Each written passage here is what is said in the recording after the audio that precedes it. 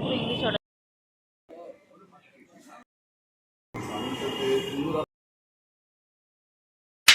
O hello guys, welcome to my channel Karmakar Rahul vlogs. আশা করছি তোমরা সবাই খুব ভালো আছো।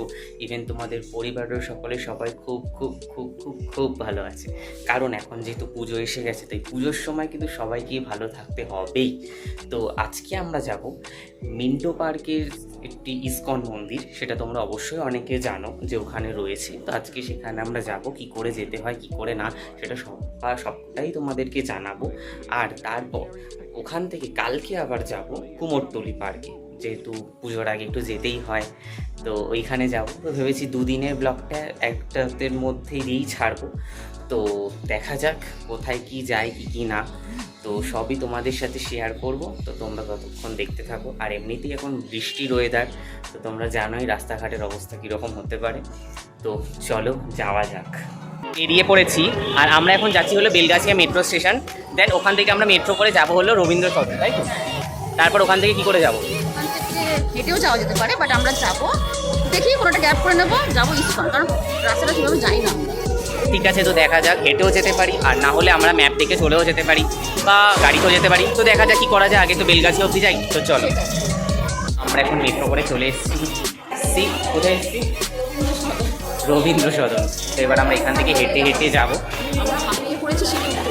হ্যাঁ, অনেকটা উঠতে হচ্ছে। তো আমরা এখন যাবো এখান থেকে মিন্টো পার্ক, ইসকন মন্দির। তো চলো যাওয়া যাক। এই মন্দিরে আসার জন্য সবথেকে নিয়ারেস্ট মেট্রো স্টেশন হলো রবীন্দ্র সদন মেট্রো স্টেশন। তারপর একটুখানি হাঁটা পথ, খুব জোর 5 থেকে 7 মিনিট। আমরা ম্যাপ দেখতে দেখতেই হাঁটা শুরু করে দিয়েছিলাম আর কি। তো হাঁটতে হাঁটতে হাঁটতে হাঁটতে একটি গলি পড়বে। সেই গলির সামনে রয়েছে একটি দোকান, যেই দোকানটার নাম হচ্ছে জয় আলুক্কাস। তো এই জয় আলুক্কাস দোকানের একদম অপোজিটে একটি গলি চলে যাচ্ছে। সেই গলিটার মধ্যে ঢুকলেই তোমরা দেখতে পেয়ে যাবে ইসকন মন্দির মিন্টো পার্ক। মন্দিরে ঢোকার আগেই তোমরা দেখতে পাবে সাইডে রয়েছে জুতো রাখার জায়গা বা ব্যাগ ট্যাগ রাখার জায়গা। ভিতরে প্রবেশ করার পরেই একদম নিচতলায় তোমরা দেখতে পাবে অনেক রকম দোকান, যেখানে বই, ছবি, অনেক কিছু পাওয়া যায়। আর তার পাশেই রয়েছে একটি রেস্টুরেন্ট, যেটি হলো গোবিন্দাস রেস্টুরেন্ট, যেটা আমরা সোদপুরের ব্লগে দেখিয়েছিলাম। একটি গোবিন্দাস রেস্টুরেন্ট যেখানে ভেজ পাওয়া যায়, আর এখানেও কিন্তু সেম টু সেম তাই, এখানেও ভেজ পাওয়া যায়। তারপর এখান থেকে আমাদের প্রবেশ করতে হবে। যারা যারা মানে সিঁড়ি দিয়ে উঠতে পারবে না, তাদের জন্য লিফটের ব্যবস্থা আছে। এখানে কিছু প্রসাদও রয়েছে, যেখানে তোমরা ওপরে গিয়ে পুজো দিতে পারবে। তারপর সিঁড়ি দিয়ে উঠতে উঠতে উঠতে উঠতে এখানে খুব সুন্দর করে সবাই মালা গাঁথছিলেন অনেকে বসে। তো তারপরেই আমরা পৌঁছে গেলাম মূল মন্দিরে। এবার তোমাদেরকে আরেকটা কথা জানিয়েছিলাম, বা আবারও বলছি, যেখানেই রাধাকৃষ্ণের মূর্তি রয়েছে সেখানে কিন্তু ইসকন মহাপ্রভুর মূর্তি থাকবেই। তোমাদেরকে একটা কথা জানিয়ে রাখি, আমরা যখন কি পৌঁছেছিলাম তখন হচ্ছিল তুলসী আরতি, যেটা হয় বিকেলবেলা 5টার সময়।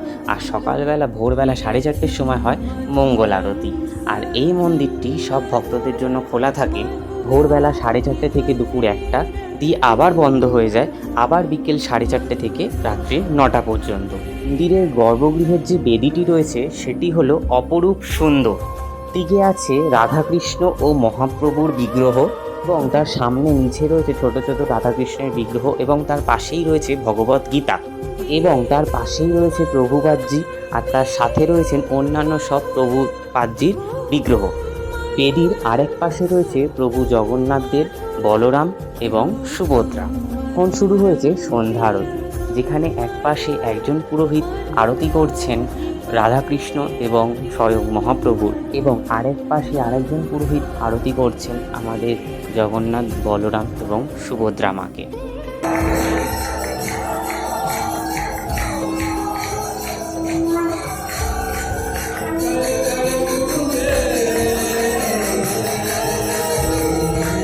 এইখানে কিন্তু এই মন্দিরের আরেকটি ঘর রয়েছে, যেখানে প্রভুপাদজি এসে থাকতেন।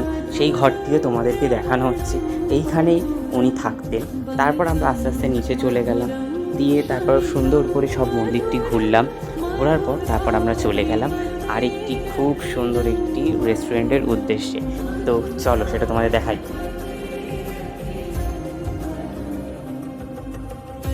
A few moments later.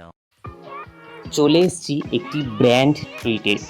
আসলে ব্যাপারটা হয়েছে, আমার দিদি আমার বার্থডের জন্য আমাকে ট্রিট দিচ্ছে, মানে উল্টে যেটা আমার দেওয়া উচিত ছিল সেটা উল্টে আমি পাচ্ছি। তো আজকে চলে এসেছি ক্যামাক স্ট্রিটে। সেখানে বম্বে শিবসাগর বলে একটি রেস্টুরেন্ট আছে, খুবই সুন্দর এবং অ্যাম্বিয়েন্সটা এতটা সুন্দর, এতটা দারুণ, আর খাবারগুলো খুবই রিজনেবল প্রাইসেও রয়েছে, তোমরা চাইলে সেখানে যেতে পারো। আমরা খুবই ওখানে আনন্দ করেছি, আর অ্যাম্বিয়েন্সটা আমার সবথেকে খুব খুব খুব ভালো লেগেছে। আমরা ফার্স্টে একটা স্যুপ নিয়েছিলাম, তো স্যুপের মধ্যে একটি চাউমিন ভাজা ছিল, তো যেটা তোমরা দেখতে পাচ্ছ। তারপর মিক্সড চাউমিন অ্যান্ড চিলি পনির নিয়েছিলাম।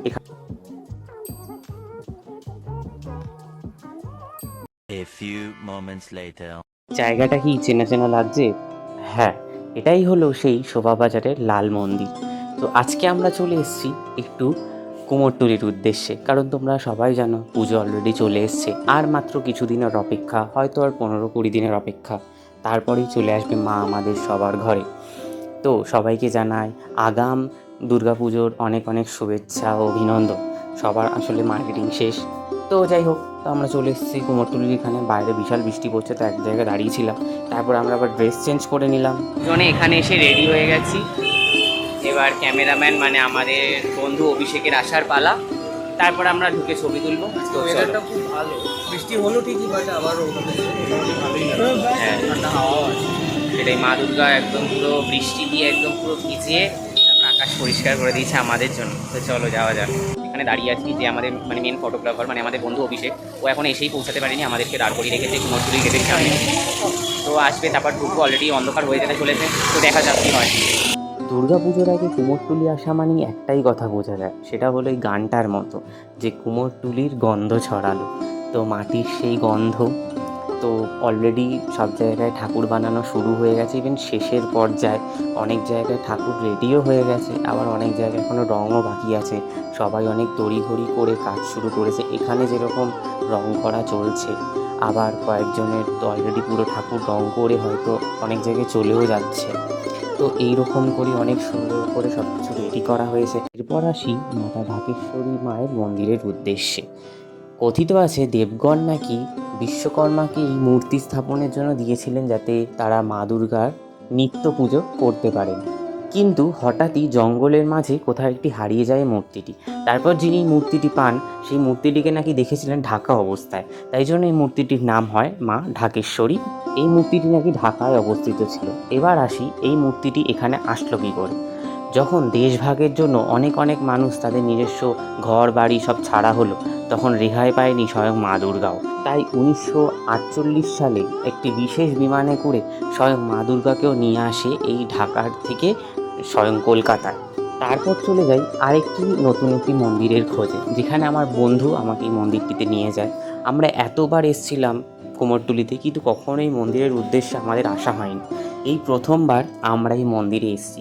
এটি হলো একটি রাধা গোবিন্দর মন্দির, হয়তো একটু কোণার দিকে অবস্থিত দেখি, তাই জন্য হয়তো অনেকেই দেখতে পারেননি এই মন্দিরটি, কিন্তু এই মন্দিরটিও অনেক সুন্দর এবং ভগবানও খুব জাগ্রত, এটাই শোনা যায়। তারপর আরেকটু ঘুরতে ঘুরতে ঘুরতে ঘুরতে কুমোরটুলি পার্কের দিকে চলে গেলাম, দিয়ে ওখানে পৌঁছে গেলাম আরেকটি মা কালীর মন্দিরের দিকে।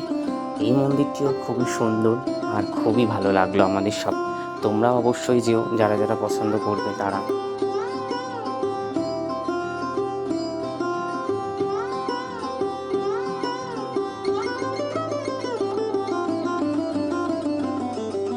A few moments later. এরপরেই আমরা পৌঁছে গেলাম 250 বছর পুরনো দমদমের সেই হনুমান মন্দিরে। হনুমান মন্দির আসতে গেলে তোমরা দমদম স্টেশন থেকে 10 টাকা অটোতে করে চলে আসতে পারো হনুমান মন্দির, বা নাগের বাজার থেকে যেতে গেলে তোমরা 10 টাকা অটো ভাড়া করে দিয়ে চলে যেতে পারো হনুমান মন্দিরে। দুদিক থেকেই আসা যায়। এতদিন এখানে বাসের প্রবলেম ছিল, অটোর প্রবলেম ছিল হনুমান মন্দিরে একদম সামনে, বাট এখন ব্রিজটা ঠিক হয়ে যাওয়ায় সব কিছুই ঠিক হয়ে গেছে। তো 250 বছরের এই হনুমান মন্দিরে ঢোকার আগে তোমরা বাইরে অবশ্যই অনেকগুলো দোকান পাবে, যেখান থেকে তোমরা প্রসাদ কিনে নিয়ে যেতে পারো। দেন তারপর তোমরা ভেতরে ঢুকবে। আর ভেতরে ঢুকে নাকি একটা নিয়ম আছে যে এই মন্দিরটিকে যেখানে বজরংবলী স্থাপিত হয়েছে তার ঠিক চারপাশে 7 বার ঘুরতে হবে, কারণ এটাই নাকি ওখানকার নিয়ম। তারপরেই আমরা মন্দির ঘুরে সবাই মিলে আনন্দ করতে করতে চলে গেলাম আরেকটি নতুন জায়গায়, সেটি হলো ভিকারামের দোকানে। সেখানে আমাকে আমার একটি দিদি আছে যে আমাকে আবার ট্রিট দিল। তো জায়গাটা খুবই সুন্দর ছিল, মানে এই প্রথমবার আমি এরকম একটা রেস্টুরেন্টগুলোতে যাচ্ছি যেখানে একদম পুরো ভেজ খাবার দাবার। তো এরকম ভেজ রেস্টুরেন্টে আমি খুব একটা যাই না বা কখনো যাইনি, বাট এই প্রথম এই ভেজ আইটেমগুলো ট্রাই করছি, তো ভালো লাগছে। তো তোমরাও যেও। তোমরা তো জানো আমি প্রত্যেকবার বাড়ি এসেই ব্লগ এন্ড করি, তো হঠাৎ করে এত জায়গায় যাওয়ার হঠাৎ করে প্ল্যান হয়ে গেছিলো। তো একদিন অবশ্য যাইনি, গেছিলাম ওই দুদিন পরে। তো যাই হোক, আশা করছি ব্লগটা অনেকটা বড় হয়েছে আর তোমাদের ভালোও লাগবে। তো যেখানে যেখানে ভালো লাগবে না আমাকে অবশ্যই কমেন্ট বক্সে জানিও। ততদিনের জন্য দেখতে থাকো কর্মকর রাহুল ব্লগস, আর লাইক কমেন্ট শেয়ার অবশ্যই করো। তো টাটা।